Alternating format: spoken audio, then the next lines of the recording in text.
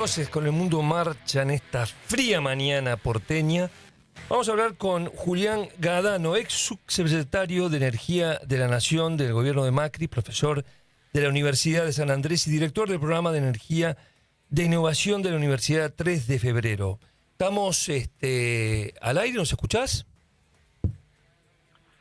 Hola, ¿qué tal? Buen día, ¿cómo están? ¿Cómo te va, Julián? ¿Cómo va?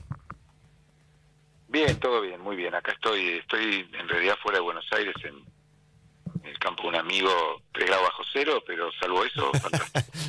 Bueno, ¿estás al sur o al norte? ¿Para qué lado estás? No, provincia de Buenos Aires, cerca de San Pedro. Bueno, No querés dar mucha más información. perfecto, Julián, muchas gracias por atendernos.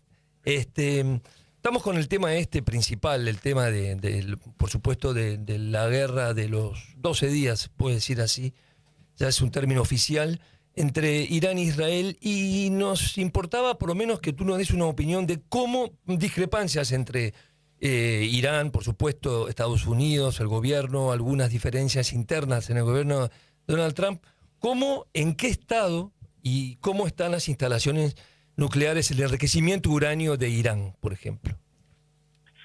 Bien, ustedes me escuchan bien, ¿no? Perfecto. Sí, perfecto. Bien. Bueno, mira, respecto de lo que preguntás, yo no tengo absolutamente ninguna duda de que las instalaciones de enriquecimiento de uranio, que ahora explico qué son brevemente, han sido muy dañadas. Es decir, a mí me parece que el debate respecto de cuánto daño tuvieron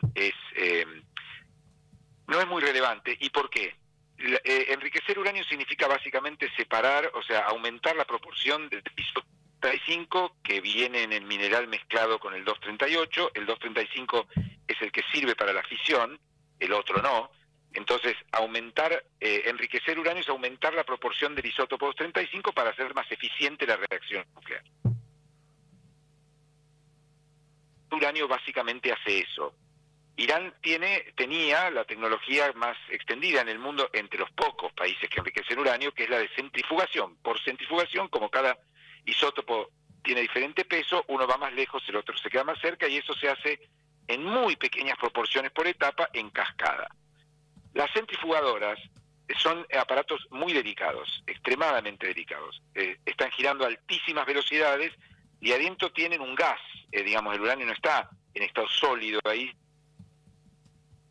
mezclado con flúor en un gas que se llama hexafluoruro de uranio, que es un gas muy inestable, digamos que ante cualquier alteración puede explotar, y además el rotor de la máquina gira a altísimas velocidades. Claro. Incluso genera un efecto vacío si te pasás. Bueno, cualquier alteración, por ejemplo vibraciones fuertes, pueden alterar el eje del rotor, y no se necesita mucho para que el rotor explote, ¿sí? Vos imaginate que 6 bombas de 13.500 kilos, aunque no hayan penetrado totalmente el blindaje, generaron un nivel tal de vibración que yo estoy muy seguro de que no quedó nada en buen estado ahí adentro. Con lo cual, Irán ha sido sometido en su planta de enriquecimiento a un retraso de varios años, no de meses, de varios años, si no destrucción total. Bueno, nunca es total. O sea que tú contradecís la opinión un poco de Rafael Grossi, director general del organismo, digamos, que habla de cuestión de meses. No, Rafael, al contrario, digamos, estoy en la misma línea de Rafael. Rafael está diciendo que el daño es muy significativo. Rafael ni el OIEA hablan de meses. En realidad lo de meses surgió a partir de un supuesto, digo supuesto porque no lo vi yo, digamos, ¿no? Pero un supuesto informe confidencial del Pentágono que fue filtrado a los medios en Estados Unidos. De acuerdo. Claro. Significativo, y yo coincido con eso. Perfecto, clarísimo. Julián, te hago una pregunta un poquito a lo que podría venir. A ver, paradójicamente Irán, luego de sufrir los ataques de Israel y Estados Unidos, muchos analistas dicen que esto lo único que hizo, o una de las cosas que hizo, es convencerlo definitivamente que sí o sí necesita un arma nuclear para que no le vuelva a pasar, mirándose un poco en el espejo, si te querés, de Corea del Norte, ¿no? Como diciendo, tengo la bomba, no me va a volver a pasar lo que me pasó estos 12 días. Y empezó a surgir la idea o la versión de que podría ir por el lado de la opción del plutonio, si no me equivoco, como otra alternativa para alcanzar armamento nuclear. ¿Vos tenés, a ver, ¿nos podés contar eso? ¿Qué necesitaría Irán para tener otra opción para alcanzar una bomba nuclear? Bueno, sí, es una buena pregunta, digamos. Voy un poquito para atrás primero. Cuando en un conflicto, digo, la negociación y la guerra a veces son parte del mismo proceso, ¿no? Que tiene que ver con, a veces la guerra es, por supuesto, con costos muy altos, pero es, digamos, la forma de moverle el statu quo al adversario, que es lo que le pasó a Irán. Hoy Irán está peor que antes. Entonces, Claro. uno debería esperar que frente a esa situación, el que está peor, el perdedor, digamos, vaya por dos caminos. El que a mí me gustaría, pero para eso también se necesita que del otro lado haya disposición a negociar, es decir, a sentarlo a Irán y decirle, bueno, que aparezca la política, digamos, ¿no? Entonces, en un camino donde aparece la política, Irán podría ir por una vía más racional de aceptar que perdió, pero que del otro lado le ofrezcan, digamos, sostener, volver al 18, volver a la negociación que se estaba haciendo con el plan de acción integral conjunta, de que Irán pueda enriquecer poco o comprar el uranio para mantener su central nuclear, sus fines pacíficos, etc. El otro camino es el que dicen ustedes, es decir, que Irán se radicalice, digamos, se Corea del Nortice y vaya por una cosa muy en los límites. Yo sinceramente creo que tiene poco margen para eso, porque no solo le han destruido sus capacidades de enriquecimiento de uranio, sino también su sistema de defensa antiaérea está muy reducido y por lo tanto y además intuyo yo que tiene algunos problemas internos, es un régimen que se sostiene en parte por represión, pero perfectamente hemos visto en la historia que muchas veces ante estas situaciones hay regímenes que se radicalizan, o sea que es una posibilidad.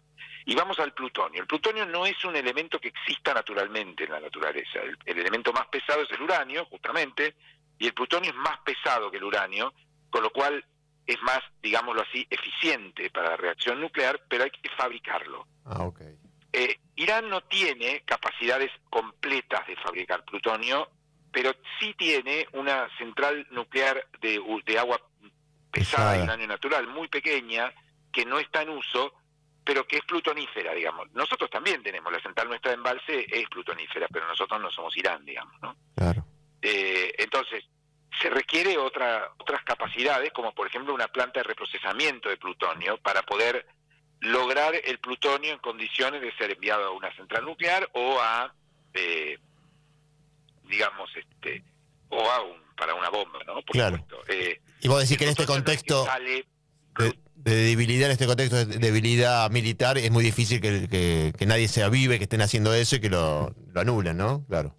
No, necesitan construir una planta de reprocesamiento, digamos. O sea, pueden, pero es una cosa que, bueno, por supuesto el mundo no la tolera. De hecho, nosotros la dictadura militar, en tiempos de Castro Madero, estaba construyendo una planta de reprocesamiento de plutonio en Ezeiza, y lo primero que le exigieron a Alfonsín cuando asumió es cierre eso, digamos, ¿no? Es decir, y Argentina ni siquiera en ese periodo fue Irán, por supuesto. Entonces, yo creo que es difícil. Imposible no es difícil y es extremadamente difícil en el corto plazo, en el que Irán va a estar muy vigilado. Ahora, que Irán intente ganar tiempo, sí, por supuesto. Yo diría que eso es lo que uno debería esperar que ocurra si el régimen sobrevive. Es decir, bueno, negociar, tranquilizar, evaluar un camino de negociación en el que acepta reducir sus capacidades y ganar tiempo para en el futuro, cuando haya otro conflicto en el mundo que deje de poner la luz sobre Irán, lo haga. Ahora, en el corto plazo,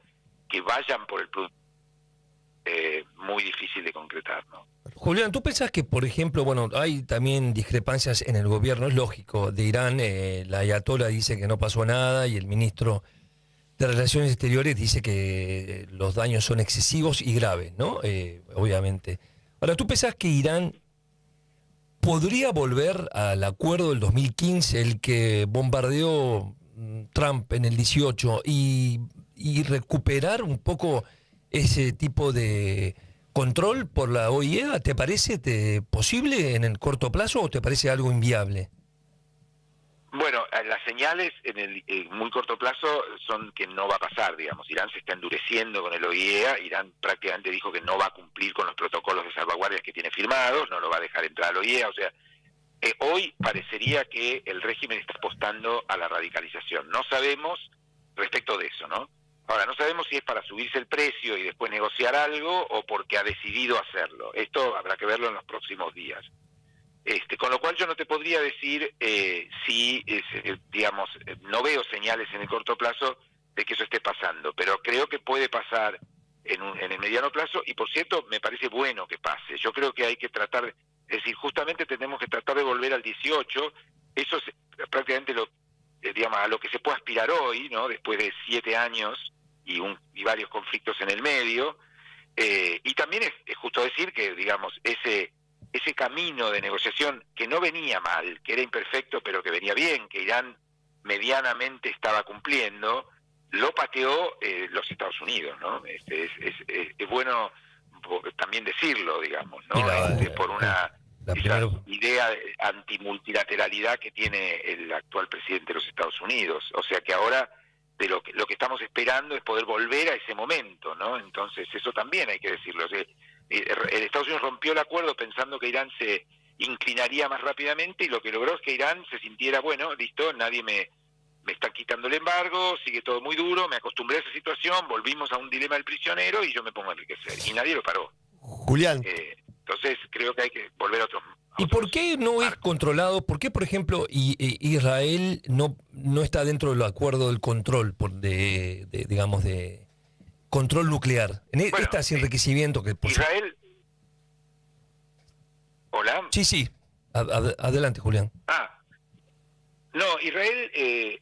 digamos, Israel es no firmante del Tratado de Proliferación. O sea, el Tratado de Proliferación es un tratado asimétrico, es un tratado que le sacó una foto al mundo de 1967, mundo en el que había 5 países con armas nucleares, los 5 miembros permanentes del Consejo de Seguridad, es decir, la Unión Soviética en ese momento, Rusia hoy, Estados Unidos, y el Reino Unido, Francia y China. Y dijo, bueno, es decir, fue una iniciativa de los Estados Unidos que negociaron primero con la Unión Soviética en el contexto de la Guerra Fría y luego pusieron a la firma a todo el mundo. Y básicamente el Tratado de No Proliferación tiene 3 pilares también, además de la no proliferación, el desarme y los usos pacíficos, pero respecto a la no proliferación, ¿qué dice? Bueno, los que tienen, el resto no puede tener. En un proceso que fue largo, por ejemplo, Argentina demoró mucho en firmarlo, Brasil también, Chile también, Egipto, Francia misma, pero a partir ya en la década del 90, cuando se discutió su vigencia indefinida, el Tratado de Proliferación había logrado que prácticamente el 99% de los países del mundo lo firmaran y lo han respetado, digamos. Es decir, el Tratado de Proliferación es asimétrico, como en general lo son, lo es la institucionalidad de posguerra, pero funcionó, cumplió con el objetivo de que no haya 50 países con bombas nucleares. Excelente. Ahora, algunos países, ¿cómo? Sí. Concluí. Sí. Algunos países no entraron, por ejemplo India y Pakistán, por un conflicto entre ellos, India con conflictos con China, y India fue el primer país fuera del tratado que tuvo armas nucleares en el 74. Israel no entró, tiene armas nucleares, aunque no lo dice ni lo niega, pero las tiene. Y después el único país que se fue del tratado es Corea del Norte, que invocó el artículo 10 y denunció el tratado y se fue y tuvo armas nucleares en 2006. Perfecto. Entonces Israel no cumple con los protocolos del tratado simplemente porque no es firmante del tratado. Claro, porque no está ahora dentro. Uno podría decir, bueno, entonces ¿por qué Irán? Bueno, digamos, el tratado no es simétrico, el tratado tiene esas imperfecciones, y, digamos, Israel está convencido de que si no tuviera armas nucleares no tendría, digamos, probablemente no hubiera sobrevivido, pero siempre la solución a la asimetría no es que haya más países con armas, sino menos, digamos, ¿no? Entonces yo estoy bastante convencido que sería muy malo que Irán tuviera armas nucleares. Julián, muchísimas gracias por este contacto, clarísimo todo, y bueno, te mandamos un abrazo grande. No, por favor, a ustedes. Gracias, hasta luego.